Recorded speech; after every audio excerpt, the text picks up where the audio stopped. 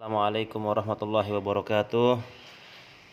Pada kesempatan kali ini Panji Muhibin akan mengupload video daripada Al-Habib Abdurrahman bin Hasan Al-Habsyi yang menjelaskan tentang bab sunnah-sunnah berwudu dalam kitab Mukhtasar Shaghir. Namun sebelum memulai videonya diharapkan untuk dapat menekan tombol subscribe serta menyalakan tombol loncengnya guna mendapatkan notifikasi dari setiap video-video yang Panji Muhibin upload. Selamat menyaksikan.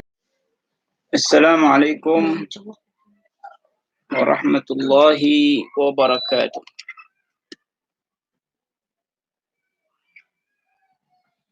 Bismillahirrahmanirrahim.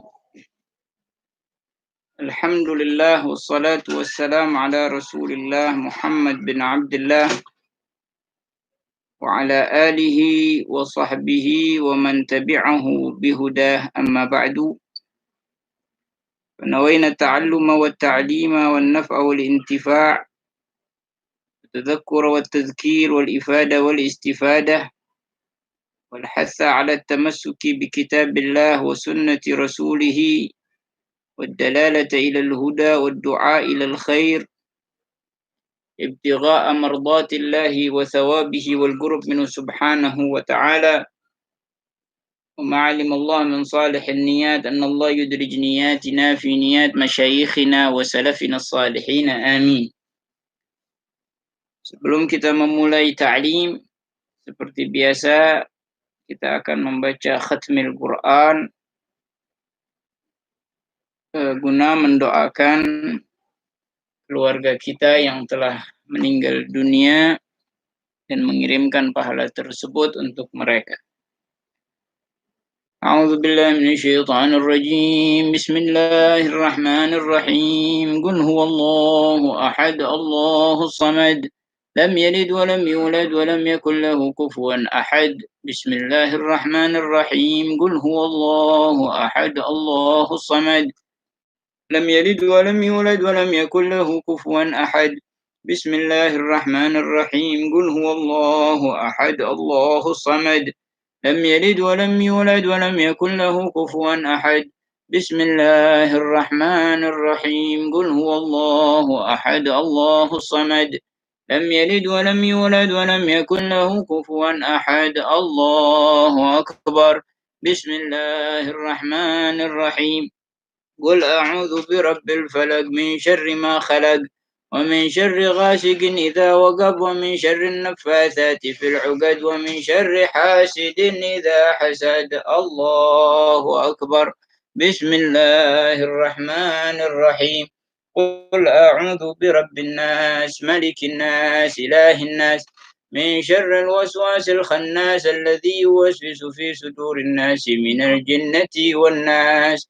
الله أكبر. بسم الله الرحمن الرحيم. الحمد لله رب العالمين الرحمن الرحيم مالك يوم الدين إياك نعبد وإياك نستعين اهدنا الصراط المستقيم صراط الذين أنعمت عليهم غير المغضوب عليهم ولا الضالين آمين. بسم الله الرحمن الرحيم. ألف لام ميم. ذلك الكتاب لا ريب فيه هدى للمتقين الذين يؤمنون بالغيب ويقيمون الصلاة ومما رزقناهم ينفقون والذين يؤمنون بما أنزل إليك وما أنزل من قبلك وبالآخرة هم يوقنون أولئك على هدى من ربهم وأولئك هم المفلحون. صدق الله العظيم. بلغ رسوله النبي الوفي الكريم ونحن على ذلك من الشاهدين والذاكرين والحامدين والحمد لله رب العالمين. اللهم إن مغفرتك أوسع من ذنوبنا ورحمتك أرجى عندنا من أعمالنا. اللهم مغفرتك أوسع من ذنوبنا ورحمتك أرجى عندنا من أعمالنا. اللهم مغفرتك أوسع من ذنوبنا ورحمتك أرجى عندنا من أعمالنا. اللهم اغفر لنا ما قدمنا وما أخرنا وما أسررنا وما أعلنا وما أنت أعلم به منا.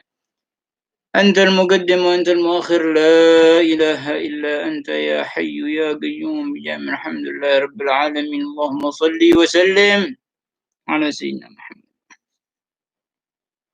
اللهم نسأل اللهم تقبل وأوصل ثواب ما قرأناه من القرآن العظيم، ما قلناه من لا إله إلا الله، ما سبحنا اللهم بحمده، وصليناه على حبيبك سيدنا محمد صلى الله عليه وسلم في هذا المجلس المبارك هدية واصلة ورحمة نازلة، نهدي ثواب ذلك إلى حضرة سيدنا رسول الله محمد بن عبد الله وآله وأصحابه وأزواجه وذريته. أنزل المهاجر الله أحمد بن عيسى بن الزاد الأعظم الفقيه المقدم محمد بن علي بعلي وفروعهم وفروعهم، وما إلى أرواح كافة عباد الله الصالحين، إنما كانوا حلة روحهم من مشارق الأرض إلى مغاربها، إن الله يتغشاهم بالرحمة والمغفرة ويسكنهم الجنة.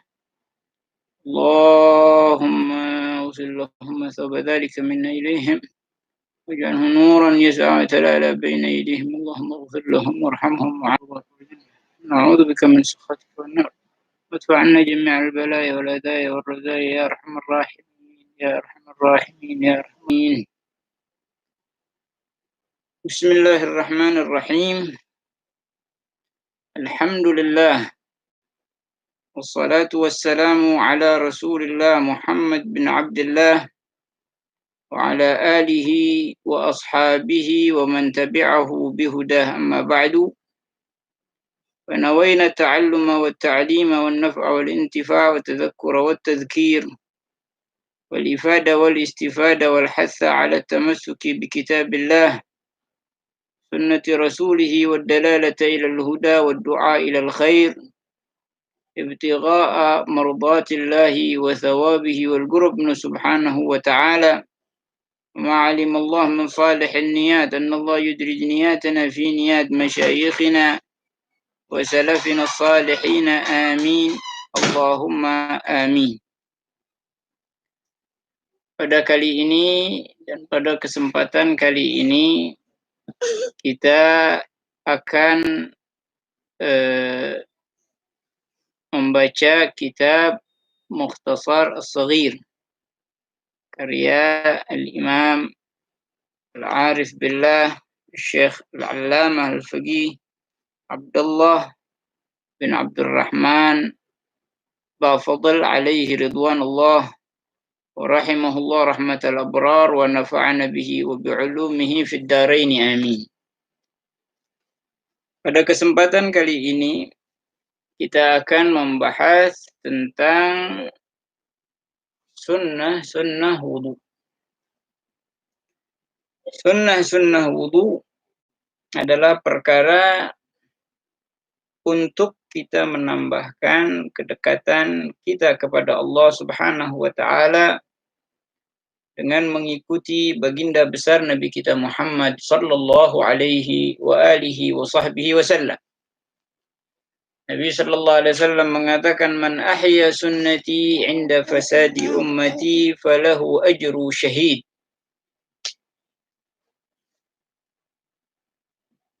Orang yang menghidupkan sunnahku di mana saat umatku itu fasad, maka mereka akan mendapatkan pahala satu orang yang meninggal syahid di jalan Allah Subhanahu wa taala. Dan para ulama menyebutkan banyak sunnah-sunnah wudu, bahkan ada yang mencapai ratusan sunnah, karena mereka sangat memperhatikan sunnah-sunnah Nabi sallallahu alaihi wasallam. Bukan Habib Ahmad bin Hasan bin Abdullah bin Alawi bin Muhammad Al-Haddad alaihi ridwanullah, orang yang begitu arif, tawadhu, dan juga penghidup sunnah Nabi sallallahu alaihi wasallam. Beliau jika berwudu ya'khudh sa'ah, hampir 1 jam beliau berwudu demi mengikuti sunnah-sunnah Nabi sallallahu alaihi wasallam. Sunnah-sunnah Nabi yang begitu banyak, mungkin kita bisa lakukan, namun awalilah sunnah-sunnah itu sedikit demi sedikit. Karena al-ajalah minasyaitan, tergesa-gesa itu dari syaitan, wa ta'anni minar rahman, dan perlahan itu dari Allah Subhanahu wa taala. Berkata Syekh Abdullah bin Abdurrahman, menurut bahasa dalkul asnan. Dalkul asnan adalah memijat atau menyikat gigi. Wa syar'an dalkul asnani bi syai'in khashin. Menyikat gigi dengan sesuatu yang kasar pada dasarnya. Walaupun ujung baju. Nah, namun dalam urutan yang paling afdal adalah kayu arak atau yang kita kenal di Indonesia kayu siwak, ya, kayu siwak ada afdaluha. Yang paling afdal. Namun kalau tidak ada kayu siwak, gunakan kayu yang lain dan yang memiliki yang kedua adalah jaridun nakhl, ya, batang kurma, dan susah juga di Indonesia. Oh, nggak ada juga, maka cari kayu apa saja yang berserat. Kalau tidak dapat juga, maka walaupun dengan ujung baju, ya, as-siwak walau bi tarafith thawb, ya. Dan dulu ya hasuna para habaib kita sebelum salat mereka mengatakan as-siwak walau bi tarafith thawb, bersiwaklah walau dengan ujung baju.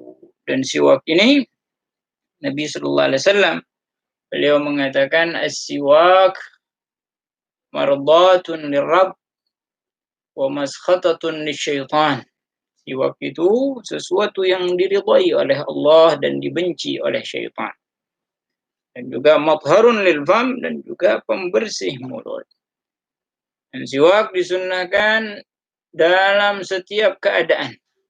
Setiap keadaan disunnahkan siwak, maksudnya dalam keadaan baik. Sama. Dan di saat wudu, dan saat salat, saat qiraatul Quran, qiraatul kutub, aula. Nah, maka dari itu, sekarang kita coba bersiwak, walaupun dengan ujung baju. Nah, tapi kalau dengan ujung baju, jangan apa? Jangan sot-sotin mulut kita. Ya, nanti bajunya bau. Sama, dikit aja. Qala as-siwaku. Nah, ada yang bertanya, bagaimana jika bersiwak dengan tangan sendiri? Ya, tangannya kasar. Dia biasa bekerja keras sehingga tangannya kasar. Maka ulama mengatakan menggunakan tangan sendiri tidak boleh. Namun jika menggunakan tangan orang lain boleh dengan izinnya. Ya, minjem dulu sama orang. Minjem jarinya buat siwak. Kalau dikasih, alhamdulillah. Kalau enggak, jangan. Baik. As-siwaku. Yang pertama, bersiwak. Ikhtilaf antara Syekh Ibn Hajar dengan Ar-Ramli. As-salatu bis-siwak khair min 70 salah min ghairi siwak. Salat dengan menggunakan siwak lebih afdal daripada salat daripada 70 salat tanpa siwak. Ya, jadi bersiwak lebih afdal. Salatnya lebih afdal 70 kali lipat. Dan ulama mengkiaskan begitu juga di setiap amal saleh. Karena salat itu sebagai contoh. Nah, maka mana yang didahulukan, siwak atau bismillah? Biar bismillahnya mendapatkan 70 kali pahala. Tapi di sisi lain Nabi sallallahu alaihi wasallam mengatakan, kullu amrin dzibalin la yubda'u fihi bi bismillah fa huwa aqta. Setiap perkara yang tidak dimulai dengan bismillah, ya, perkara yang diperhatikan oleh syariat tidak dimulai dengan bismillahirrahmanirrahim, maka sedikit keberkahannya. Jadi kalau siwak tanpa bismillah akan mengurangi pahala. Tapi kalau bismillah dengan siwak akan menambah pahala. Maka berkata Syekh Ibn Hajar mendahulukan siwak. Tapi Al-Imam Ramli mengatakan mendahulukan bismillah. Ya. Nah, di kitab ini karena beliau adalah ahli tarim, dan ahli tarim lebih cenderung kepada faham Syekh Ibn Hajar. Ya, mengikuti aqwal Syekh Ibn Hajar, kecuali fi ba'd al-masail, di sebagian masalah-masalah lebih cenderung mengikuti Al-Imam Ramli. Namun kita di Indonesia lebih cenderung ulama kita mengikuti Al-Imam Ramli. Namun para salaf kita, para habaib kita, ya di Tarim dan di yang lain-lain, mereka menggabungkan dua gaul. Yang pertama mereka bersiwak. Setelah itu membaca Bismillahirrahmanirrahim. Setelah membaca Bismillahirrahmanirrahim, mereka bersiwak kembali. Ya, bersiwak kembali baru berkumur-kumur. Jadi 2 kali siwak mereka. Thumma tasmiyah, kemudian membaca Bismillahirrahmanirrahim. Minimal baca Bismillah. Ya. Nah, sunnahnya membaca Bismillahirrahmanirrahim saat berbarengan dengan mencuci tangan. Ya, Bismillahirrahmanirrahim. Begitu dia mencuci tangan, dia membaca Bismillahirrahmanirrahim. Wa ghuslul kaffain. Makanya di sini langsung disebut apa? Wa ghuslul kaffain, dan mencuci kedua telapak tangan, ya, mencuci kedua telapak tangan, dan afdalnya dengan niat mengerjakan sunnah-sunnah wudu. Nawaitu an atiya bi jami'i sunanil wudu. Nah, atau nawaitu an atiya sunanal wudu'a kullaha, ya. Aku niat mengerjakan seluruh sunnah-sunnah wudu. Nah, sebagian kitab mengatakan afdalnya langsung niat, ya. Langsung niat nawaitul wudu'a, dan itu kebanyakan kita mengamalkan itu. Nawaitul wudu'a saat mencuci. Maka ulama fikih di sini banyak yang mengkoreksi. Koreksinya di mana? Nah, begitu dia kumur-kumur, ya, begitu dia kumur-kumur, maka bagian wajah terkena air, ya, dan dia menghadirkan niat harus sampai mencuci muka. Begitu dia kumur-kumur, dia ada yang wajib, maka sunnahnya hilang. Makanya ulama fikih mengatakan lebih baiknya niat mengerjakan sunnah-sunnah wudu. Adapun niat berwudu saat mencuci muka. Tapi ada yang mengatakan, oh nggak apa-apa. Karena istinsyak nanti memasukkan air ke dalam hidung dan sebagainya, maka ini akan sulit dilaksanakan. Maka dari itu, lebih baiknya saat mencuci kedua tangan, niat untuk mengerjakan seluruh sunnah-sunnah. Tsummal madmadah, kemudian berkumur. Ya, berkumur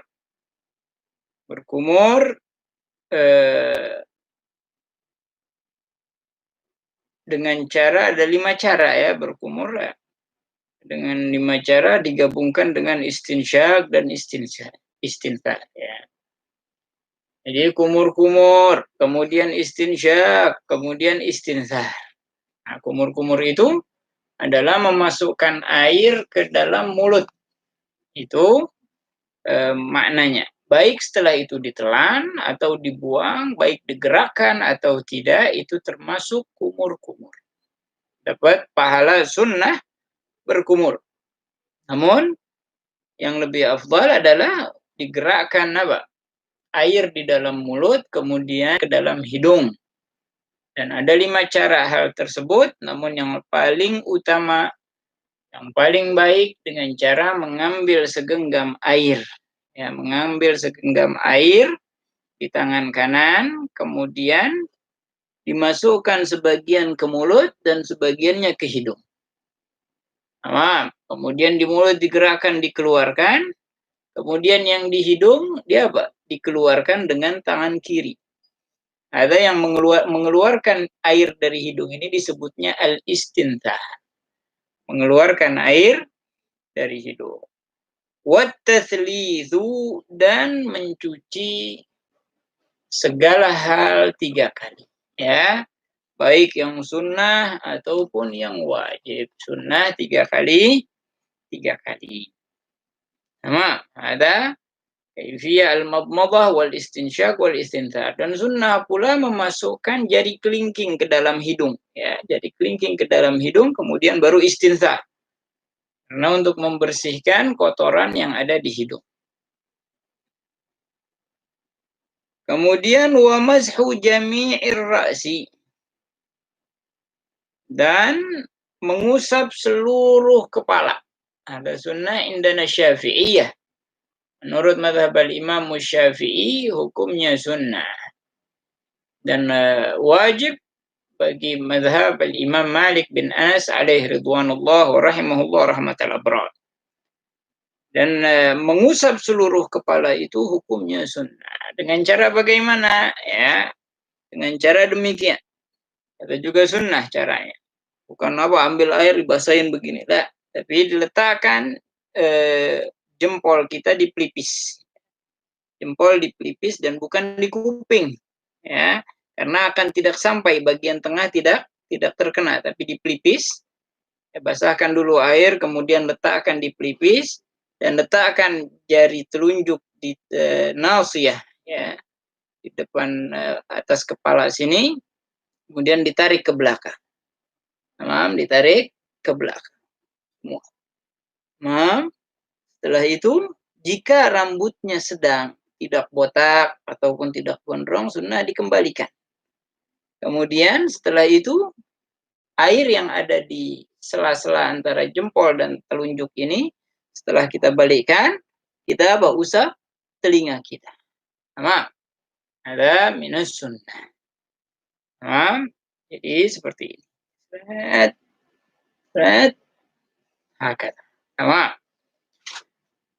Kemudian ada cara mengusap seluruh kepala.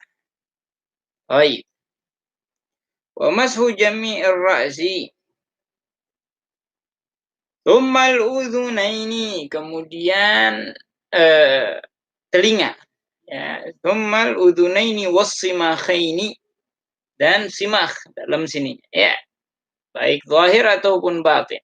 Caranya bagaimana? Caranya membasahkan tangan dengan air, kemudian letakkan, ya, telunjuk kita di sini, ya. Lubang sini, kemudian diputar seperti ini. Kemudian yang belakangnya dengan jempol seperti ini. Hakada kaifiyah cara untuk membersihkan kuping 3 kali. Dan membasuh telinga ini sunnah sampai 5 kali. 5 kali? 5 kali 3, jadi 15 kali. Caranya bagaimana? Yang pertama saat mencuci muka. Ya, saat mencuci muka sunnah membasuh telinga. Yang kedua saat membasuh kepala. Ya, saat mengusap kepala ada belakang sunnah. Kemudian saat membersihkan telinga sendiri. Ya, setelah itu ambil air di kedua telapak tangan, ya, dibasahi kelingkingnya, dimasukkan. Nah, 3 kali. Itu yang keempat. Kemudian yang terakhir ambil air di telapak tangan dan seperti ini. Ya, 3 kali. Ada minus sunnah.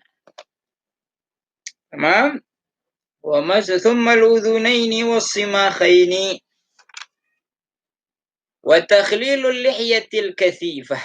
Ya, dan juga mencela-celai jenggot yang tebal.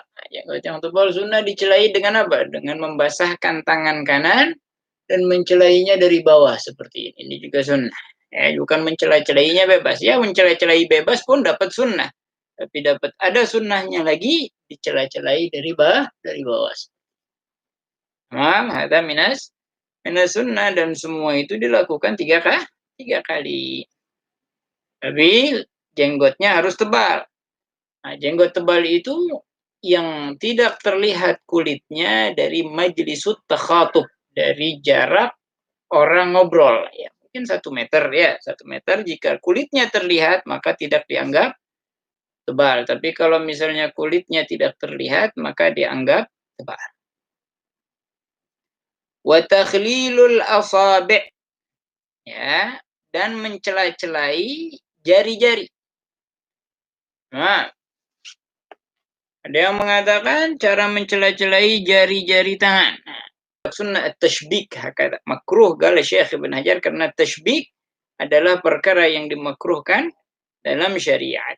Wagil, ada juga yang mengatakan saat Nabi Shallallahu Alaihi Wasallam berdoa kepada Allah, Allahumma izzal Islam bi ahadil umarain, ya Allah muliakanlah Islam dengan salah satu dua Umar. Yang dimaksud oleh Nabi adalah Umar bin Al-Khattab dan Amr bin Hakam, yaitu Abu Jahal. Gil, ada yang mengatakan saat hendak diturunkan hidayah kepada Abu Jahal lagi tasybih, ya, lagi seperti itu. Maka dialihkan kepada Sayyidina Umar ridwanullah alaihi wa radhiyallahu anhu. Kemudian makanya makruh at-tashbik itu saat kita duduk, saat kita dalam pengajian atau di masjid, itu asyaddul karahah, lebih dimakruhkan. Karena itu adatul syaitan. Bas bitashbik. Ya, kalau kata Syekh Ali Syibramulisi, enggak apa-apa dengan at-tashbik yahsul bihi sunnah. Adapun mencela-celai jari kaki menggunakan kelingking tangan kiri. Nah, ini karena apa? Videonya terbalik ya. Ini tangan kiri. Menggunakan jari kelingking kiri dimulai dari bawah kelingking jari kanan, kaki kanan ya, kelingking kaki kanan dari bawah, akhirnya sampai jempol 3 kali, kakinya 3 kali. Kemudian saat kaki kiri dimulai dari jempol, dari bawah juga dari jempol kaki kiri ya, jempol sampai kelingking ya. Jadi dengan kelingking, dari kelingking hingga kelingking. Wa tatwilul ghurrati wat tahjil, dan memperpanjang ghurrah wat tahjil. Al-ghurrah adalah mencuci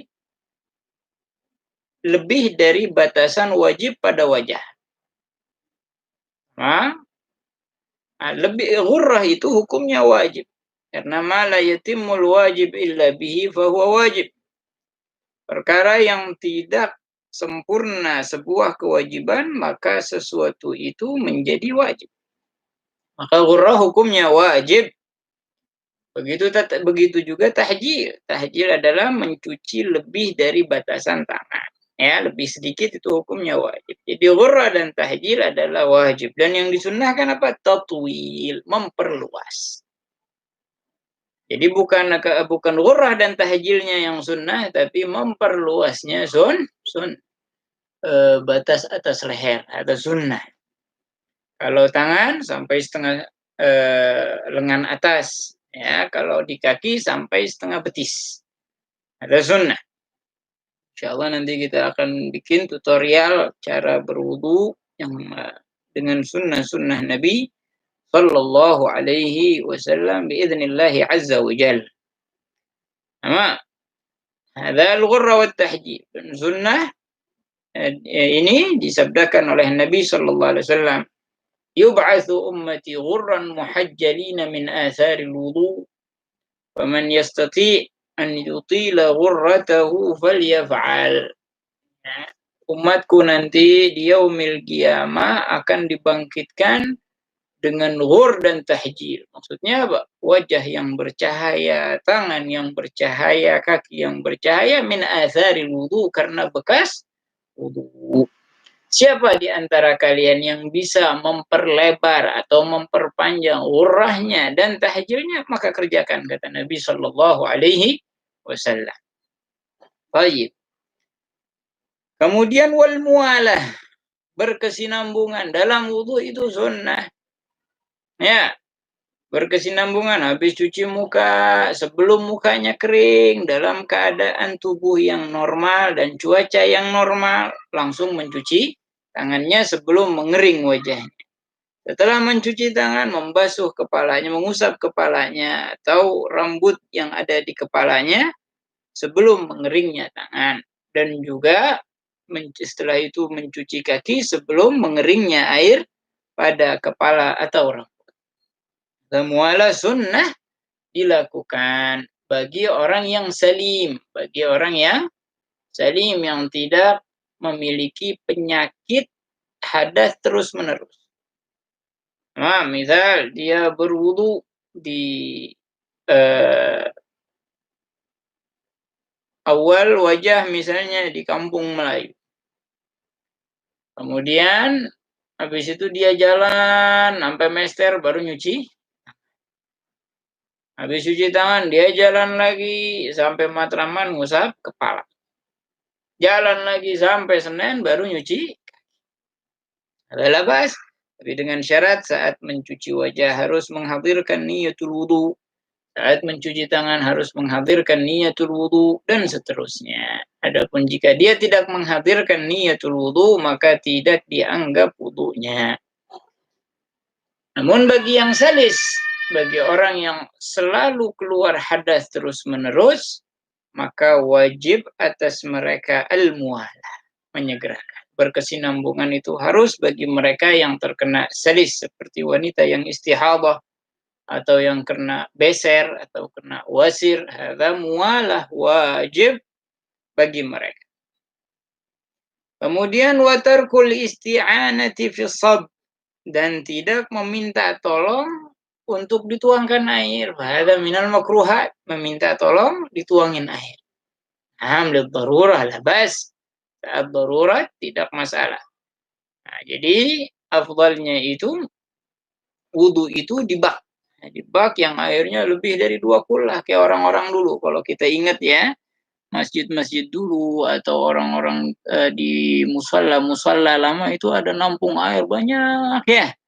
Makanya kita ngambil air dari situ. Ada minus sunnah. Nah, karena tidak ada pertolongan. Adapun dengan keran, fahadha mubah, boleh.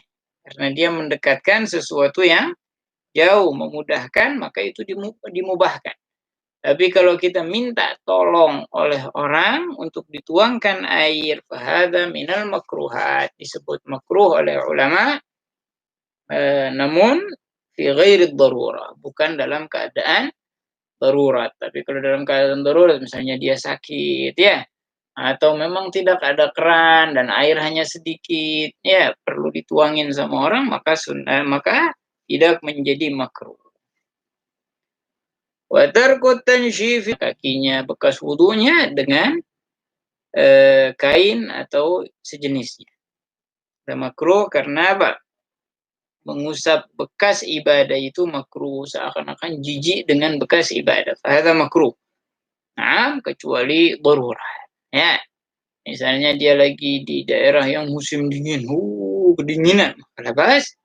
Atau dia setelah itu hendak tayamum, maka diperbolehkan min ghairil karaha, tanpa dimakruhkan. Adapun di suasana standar, maka makruh untuk mengusap air bekas wudu. Nah, ini adalah perkara-perkara sunnah yang disebutkan dalam kitab, dan masih banyak lagi sunnah-sunnah dalam wudu. Insyaallah di kitab-kitab berikutnya kita akan tambahan kepala, kaki, dan yang lain-lainnya seperti yang tertera dalam kitab Bidayatul Hidayah. Boleh kita amalkan, namun kita tidak boleh meyakini itu sebagai sunnah.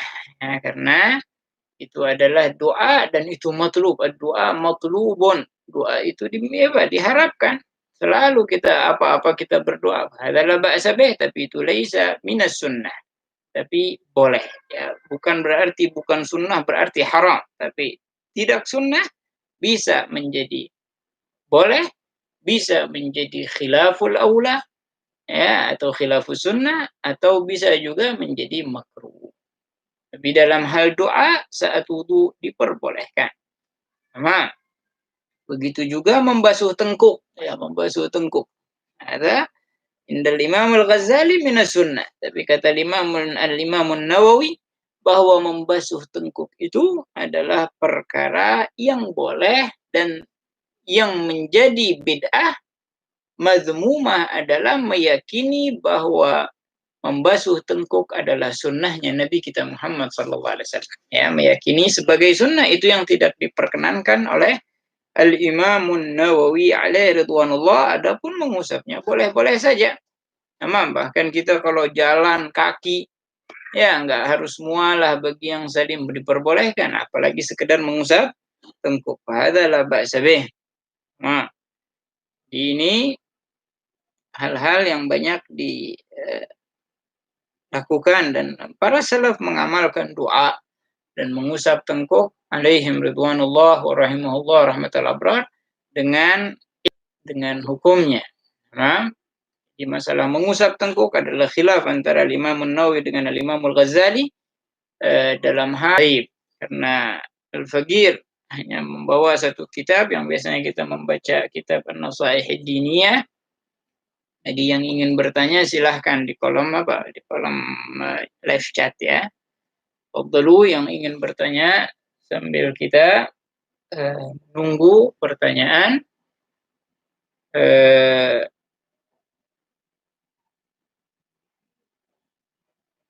Ta'ala, dan juga minta agar Allah Subhanahu wa Ta'ala mengangkat segala musibah yang ada. Nah, siapa yang ingin bertanya, tafadhalu di live chat ya. Adapun setelah ta'lim enggak ada pertanyaan. La ilaha illallah. Rabbi ighfirli warhamni wa tub alayya. Rabbi ighfirli warhamni wa tub alayya. Rabbi ighfirli warhamni wa tub alayya. Rabbi ighfirli warhamni wa tub alayya. Rabbi ighfirli warhamni wa tub alayya. Rabbi ighfirli warhamni wa tub alayya. Rabbi ighfirli warhamni wa tub alayya.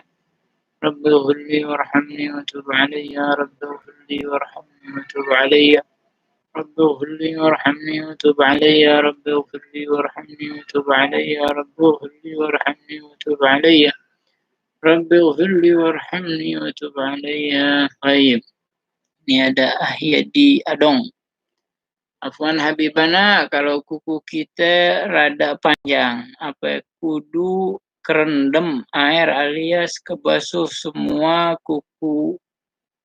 Kudu yakin? Baik. Itu sifatnya lembut ya, air itu sifatnya lembut, akan mudah terserap ya, akan mudah menjalar ke tubuh. Yang bermasalah kalau kukunya kotor. Ulama mengatakan ada 3 pendapat. Ada yang mengatakan mutlak kalau kukunya kotor harus dibersihin ya, kukunya kotor harus dibersihin. Ada yang mengatakan mutlak kotoran apa aja dimaafkan. But adalah jika kotoran itu bersumber dari keringat atau daki kita ya, daki sendiri, fahadza ma'fu, dimaafkan. Tapi kalau tanah atau yang lainnya maka makruh, harus dibersihkan. Baik. Ini Teguh Juli Hartono, Beb, yang niat wudunya nawaitu raf'a, maka dengan nawaitu. Nah, tapi kalau kita niatnya nawaitul wudu'a, maka dengan nawaitul wudu'a. Afwan Habib, ada Irfan Al-Huda. Ketika sedang wudu lalu ada teman kita yang menanya sesuatu kepada kita, lalu apa yang harus kita lakukan ya? Sungguhnya kata Nabi SAW, jika orang berwudu itu di atas kepalanya ada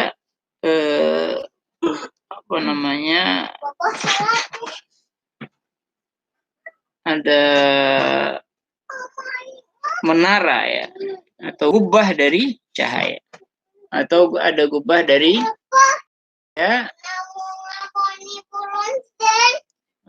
Jika orang itu berbicara, jika kita berbicara, maka gubah tersebut hilang. Nah, andai kata dia berbicara kepada kita, jika kita dalam wudu, maka afdalnya kita tidak menjawabnya. Kita tidak menjawabnya, tapi fokus dalam wudu. Andai kata kita menjawabnya, kemudian kita kembali, maka harus menghadirkan niat kembali. Afwan Habib, usapan dalam wudu yang wajib berapa kali? Yang wajib 1 kali ya, Rizal 24. Ya, yang wajib itu 1 kali, wajah sekali, tangan sekali, kepala sekali, kaki sekali. Itu yang wajib. Tamam. Yang kedua dan yang ketiga sunnah. Tamam. Nabi SAW wudu 3 kali 3 kali. Kemudian Nabi mengatakan hakadha wudu'i. Tamam. Faman naqasa aw zad faqad zalim. Atau kama qala Nabi SAW. Ya, inilah wudu, cara wuduku. Siapa yang menambahnya atau menguranginya berarti dia telah merugikan dirinya. Jadi kalau bisa kita 3 kali, lakukan 3 kali.